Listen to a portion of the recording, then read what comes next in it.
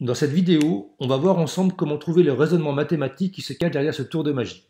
Pour gagner du temps, j'ai déjà créé un tableau, ce qui va permettre d'organiser rapidement et efficacement les calculs de ce tour de magie. Par rapport au programme de calcul de la vidéo, j'ai simplement rajouté une colonne dans ce tableau. C'est la deuxième colonne, celle nommée Écrire le nombre suivant.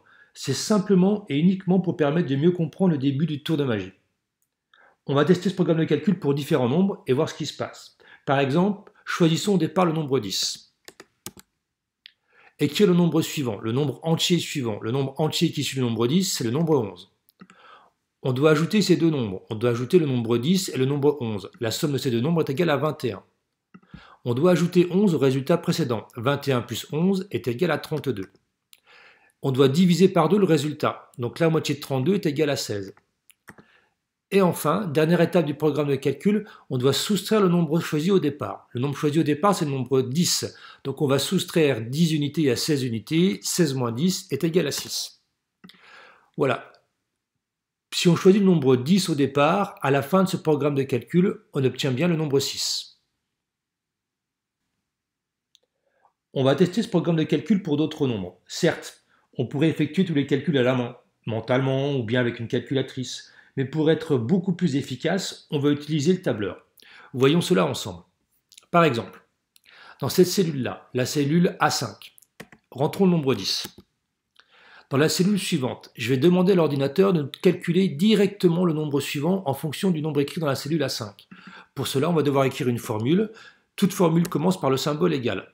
Donc on va demander à l'ordinateur de nous écrire le nombre suivant. Donc on va prendre le nombre qui est dans la cellule A5 et on va ajouter une unité. Je valide la formule et j'obtiens bien 11. On peut comparer les résultats entre cette ligne-là et cette ligne-là. Cellule suivante, on doit ajouter ces deux nombres, ce nombre-ci et ce nombre-là.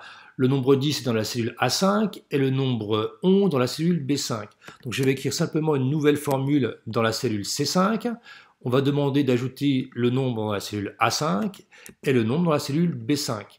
On valide la formule, on obtient bien 21, cohérent avec la ligne au-dessus. Cellule suivante. On doit ajouter 11 au résultat précédent, le résultat qui est écrit dans la cellule C5. On va à nouveau écrire une formule. Alors, dans cette cellule D5, on doit donc prendre le nombre précédent, celui qui est dans la cellule C5, et on doit ajouter 11.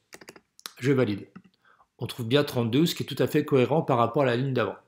Enfin, avant-dernier calcul, on doit diviser le résultat précédent par 2. On va donc écrire la formule. On prend le nombre dans la cellule D5 et on divise par 2. On valide. On obtient 16. Dernier calcul de ce programme de calcul, on va soustraire le nombre de départ à ce résultat-là, le nombre qui est dans la cellule E5. Dernière formule à écrire. On prend le nombre dans la cellule E5. On va soustraire le nombre qui est donc dans la cellule de départ, le nombre qu'on avait choisi initialement, le nombre 10. Et je valide.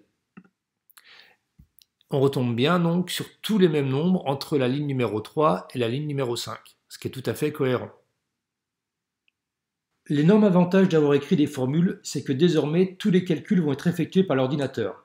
Par exemple, si on veut tester ce programme de calcul avec le nombre 100, on va saisir le nombre 100 dans la cellule A6,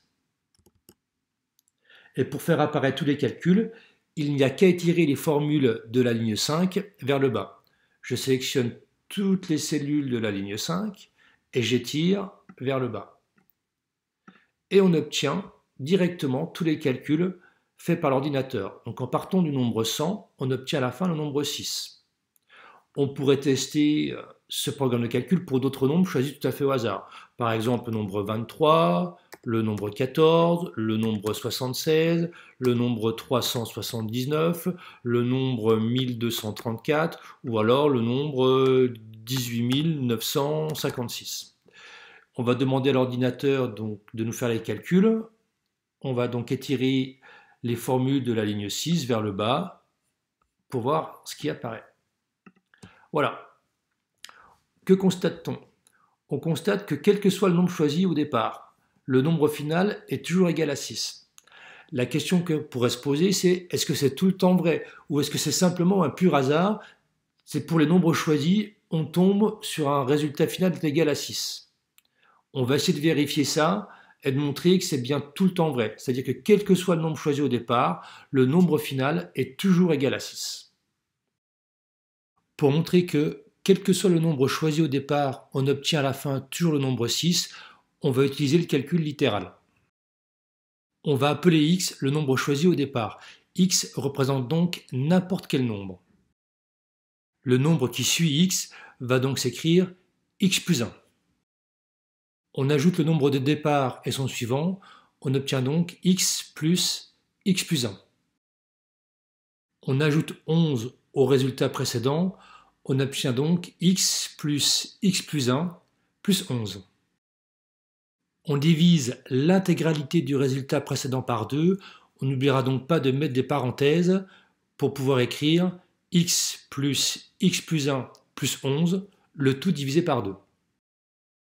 Dernière étape de calcul, on soustrait le nombre choisi au départ, c'est-à-dire le nombre x.